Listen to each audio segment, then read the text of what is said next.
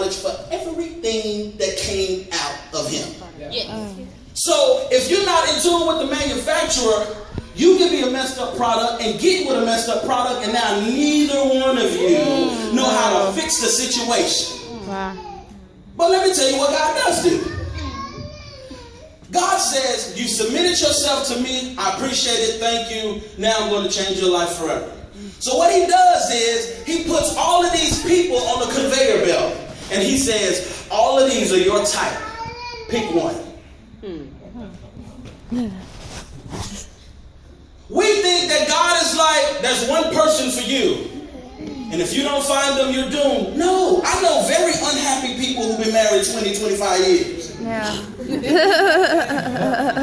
I mean, unhappy, but they made it. Yeah. Cool. But if you've ever been on a plane, anybody ever been on a plane? There's these two sections. There's this coach section. There's this first class section. So let me tell you how Jesus operates in the whole thing. We all fly into the same destination. We all gonna take off, get in the air, and land.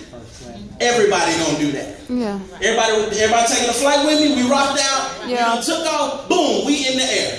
Cool. Turbulence started to happen up in the air. Some of us are tripping because we've never been in a plane like this before.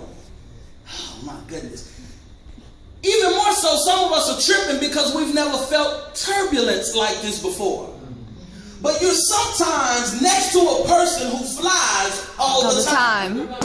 And they fly so much that you in your seat tripping and bugging out. I'm talking about myself. Right? You in your seat tripping and bugging out, and you wonder why they over there, they ordering drinks and they eating snacks, and you like, Lord, in the name of Jesus, I pray right now that I will never do this ever again. And you just over there tripping and they over there just relaxing.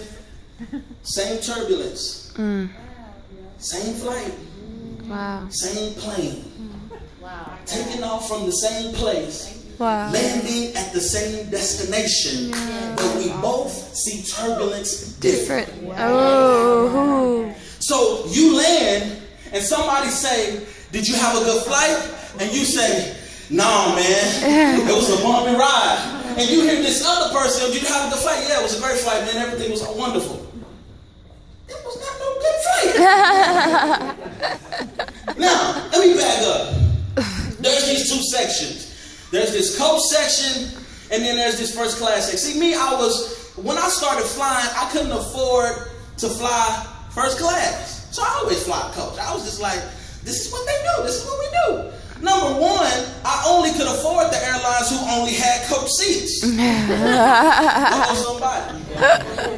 I remember the first time, and not to throw shade at nobody, but when I was touring, I toured with a few different people, but when I started touring with LL Cool J, he was the first person who gave me a first class ticket, first person. I didn't even know that there was a such thing as all of this happening on a plane. I was like, what? The seat bigger? It reclined?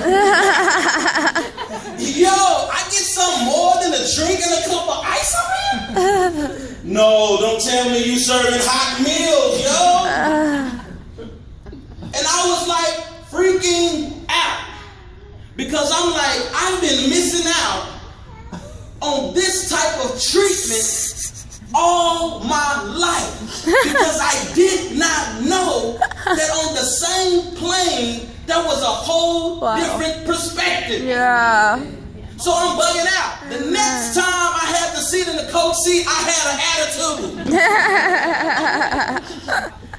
Because you don't, and see me, Lord, I don't know why you do me like this after all I do for you. I always either get stuck in the middle or be on the same road with the crying baby that don't nobody like. Or the other issue that you deal with on planes. Y'all know what issue I'm talking about?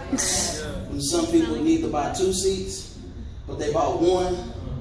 You know, that issue. And so me, I can't sleep as it is, but I would really like to be comfortable. Here's what God does. God says, yo, I got you. Whoever you rock with, I'm going to bless it because that's how I do. But the difference is this. Some of you are going to be taking this flight in first class. Some of you are going to be taking this flight coach class. We all are going to get to the same destination, but our trip is going to be way different. Yeah. Peanuts. And Lord, don't talk about Spirit Airlines. Yeah. You ain't getting nothing. Not even no drink of water. So it's as simple as that. What kind of flight do you want to have? Let me help you out. When you don't know who you are or whose you are, you will give lobby level people concierge level access to your destiny. Woo. I just spoke a Yeah. hard word. Yeah. When you don't know who you are, anybody can handle you.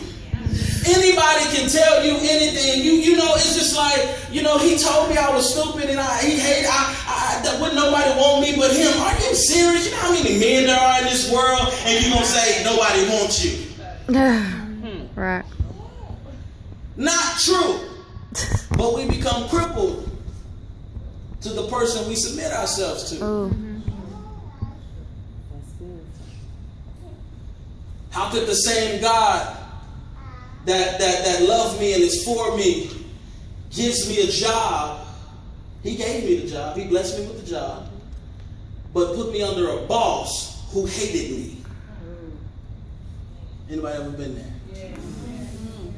You prayed for this. God came through and you was like, yeah. He did it. Let me tell y'all this testimony about this job I got. And the same God who gave you the job is now the same God that you're praying to get you off of it. Right. Because your boss is tripping.